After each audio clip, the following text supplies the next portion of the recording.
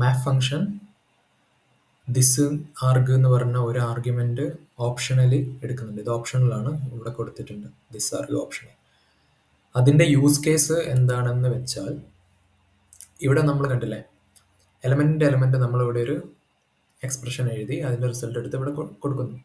ഇപ്പം വലിയ വലിയ പ്രൊജക്റ്റുകളിൽ ഇപ്പോൾ സ്ക്വയർ കണ്ടുപിടിക്കാൻ വേണ്ടിയിട്ട്, ഒരു നമ്പറിന്റെ സ്ക്വയറോ കണ്ടുപിടിക്കാൻ, അല്ലെങ്കിൽ ചെറിയ ചെറിയ കാര്യങ്ങളൊക്കെ ചെയ്യാൻ വേണ്ടിയിട്ട് എല്ലാ മെത്തേഡ്സൊക്കെ ഒരു സെപ്പറേറ്റ് ഒബ്ജക്റ്റിൽ സ്റ്റോർ ചെയ്തിട്ട് അത് വേണ്ട സമയത്ത് നമ്മൾ കോൾ ചെയ്യും. അപ്പോൾ യൂട്ടിൽസ് ഫംഗ്ഷനൊക്കെ നമ്മൾ സെപ്പറേറ്റ് വേറൊരു ഫയലിലേക്ക് മാറ്റി വെച്ചിട്ട് അതിൽ നിന്ന് ഇമ്പോർട്ട് ചെയ്ത് ഇങ്ങോട്ട് യൂസ് ചെയ്യാണ് ചെയ്യുക. അപ്പോൾ അങ്ങനത്തെ ഒരു സെനാരിയോ ഉണ്ടെങ്കിൽ, അതായത് നിങ്ങൾക്ക് ഓൾറെഡി ഒരു സ്ക്വയർ കണ്ടുപിടിക്കേണ്ട ഒരു ഫംഗ്ഷൻ ഓൾറെഡി നിങ്ങൾ ആപ്ലിക്കേഷനിൽ ചെയ്ത് വെച്ചിട്ടുണ്ട്, ആ ആപ്ലിക്കേഷൻ നിങ്ങൾക്ക് മാപ്പ് മെത്തേഡിൻ്റെ ഉള്ളിൽ യൂസ് ചെയ്യണം.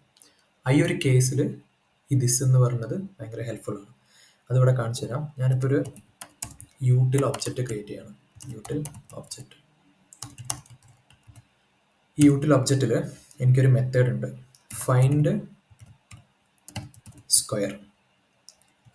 ഒരു നമ്പറിൻ്റെ സ്ക്വയർ കണ്ടുപിടിക്കേണ്ട ഒരു മെത്തേഡ്. ഇത് മെത്തേഡ് ഒരു നമ്പർ ആക്സെപ്റ്റ് ചെയ്യും, എന്നിട്ട് റിട്ടേൺ ചെയ്യുന്നത് നമ്പർ ഇൻറ്റു നമ്പറാണ്.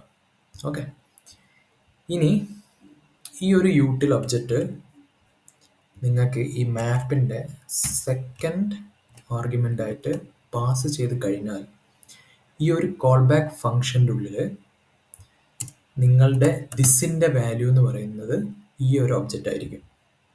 ഓക്കെ, അതുകൊണ്ട് തന്നെ ഇവിടെ നിങ്ങൾ ഈ എലമെന്റിന് പകരം നിങ്ങൾക്ക് ഇതിനെ this dot find square of element എന്ന് കൊടുത്തു കഴിഞ്ഞാൽ നിങ്ങൾക്ക് സെയിം റിസൾട്ടാണ് ഔട്ട്പുട്ടിൽ വരിക.